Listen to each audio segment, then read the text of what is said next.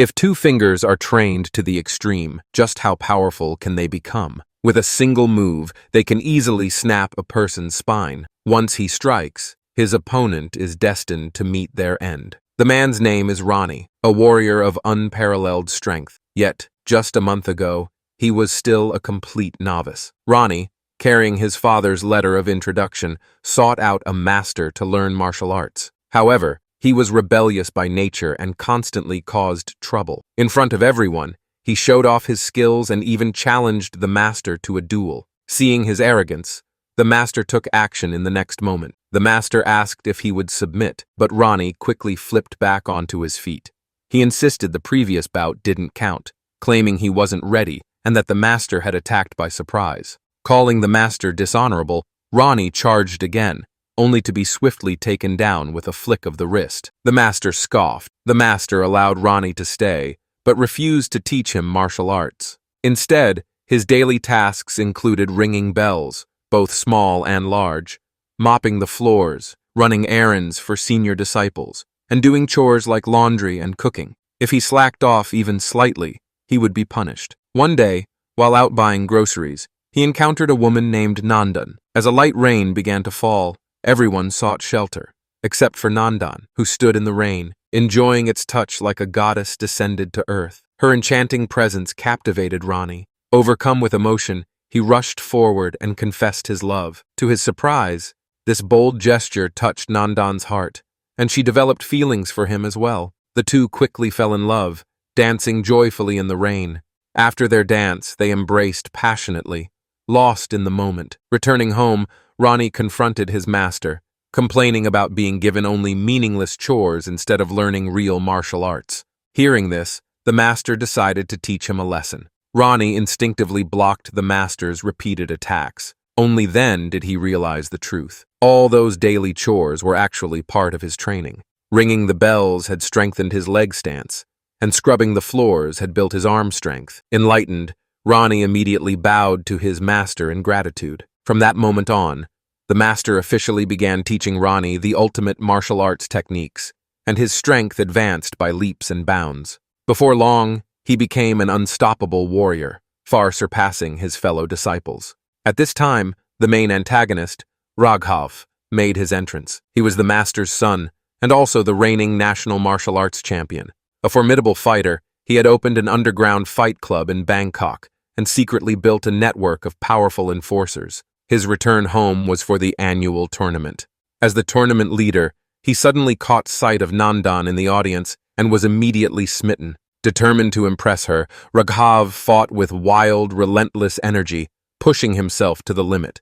He ultimately won the championship, and in an effort to claim Nandan for himself, he went directly to her home, presenting her father with a suitcase full of money as a bride price. Greedy for wealth, Nandan's father readily agreed, but he still had concerns. He knew his daughter was in a relationship with Ronnie. Nandan, undeterred, coldly declared that he would make Ronnie disappear forever. Unfortunately for him, this threat was overheard by the master, who warned Raghav that love cannot be taken by force, and urged him to give up his obsession. Raghav, glaring at his father with malice, said nothing. That night, during dinner, he poisoned his father's porridge, and even personally fed it to him. The master drank it unsuspectingly, but soon realized something was wrong. As he reached for water to ease his pain, Raghav violently knocked it away. Watching his father struggle in agony, he felt no remorse.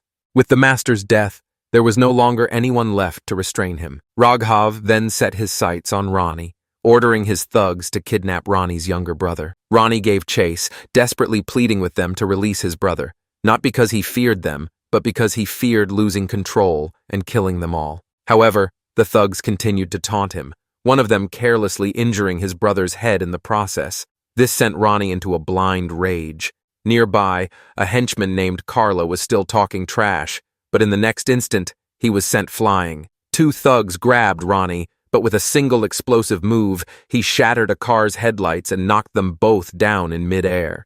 The remaining thugs tried to escape, but Ronnie leaped 3 meters high, striking a metal pipe so hard that it bent on impact.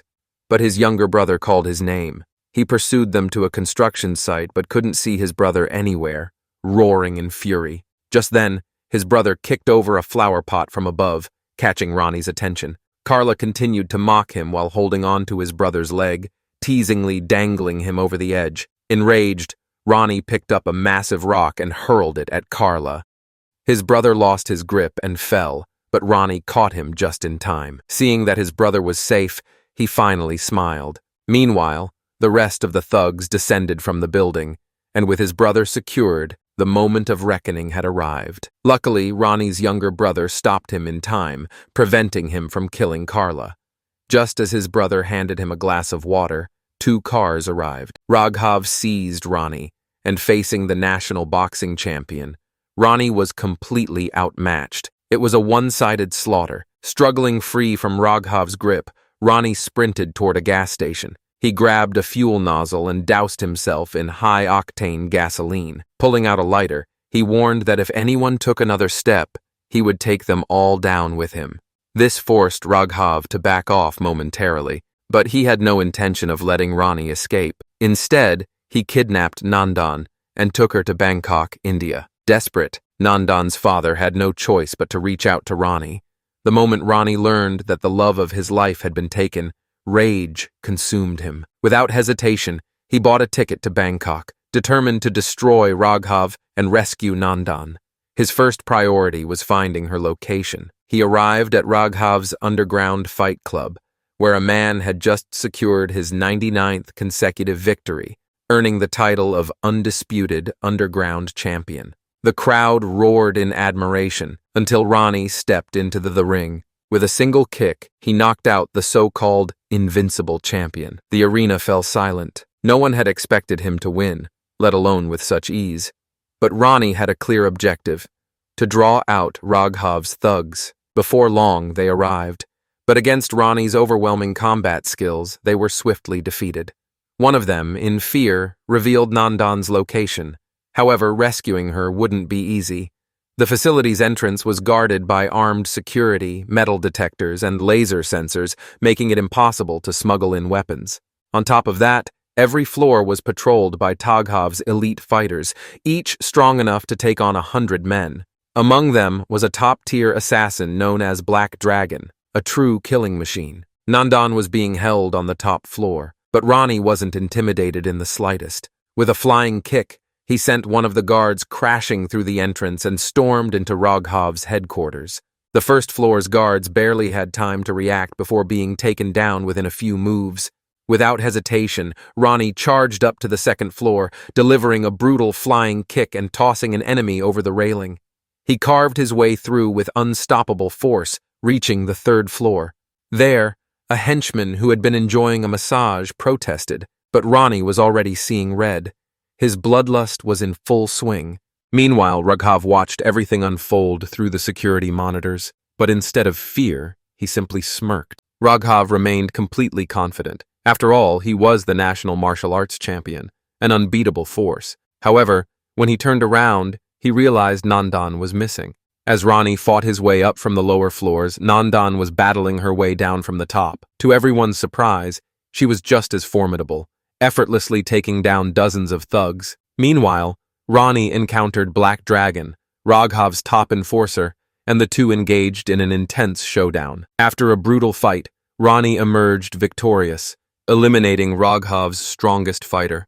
Furious beyond measure, Raghav knew he had to act. At last, Ronnie and Nandan reunited. Hand in hand, they prepared to confront Raghav, but Raghav wasn't an easy opponent. He launched a devastating kick that sent Ronnie flying before effortlessly blocking Nandan's attack. With a single punch, he sent her hurtling dozens of meters away. Ronnie got back up and fought back, but he was no match for Raghav's overwhelming strength. Seeing that he had the upper hand, Raghav sneered arrogantly. "For this woman, I was even willing to kill my own father," he taunted. It was at that moment that Ronnie finally learned the truth about his master's death. Flashbacks of his poisoned master flooded his mind, and an uncontrollable fury surged within him. Slowly, he rose to his feet. With deliberate movements, he ripped off his cheap vest, revealing his battle-hardened physique, his muscles rippling with power. At that moment, the real hunt began. With unrelenting rage, Ronnie unleashed his full strength, ruthlessly pummeling Raghav until he lay lifeless. As the dust settled, Ronnie closed his eyes, silently paying tribute to his fallen master. With his vengeance complete, he carried on his master's legacy, spreading martial arts throughout India. Together with Nandan, he embraced a peaceful and happy life. And with that, the movie came to an end. Thanks for watching.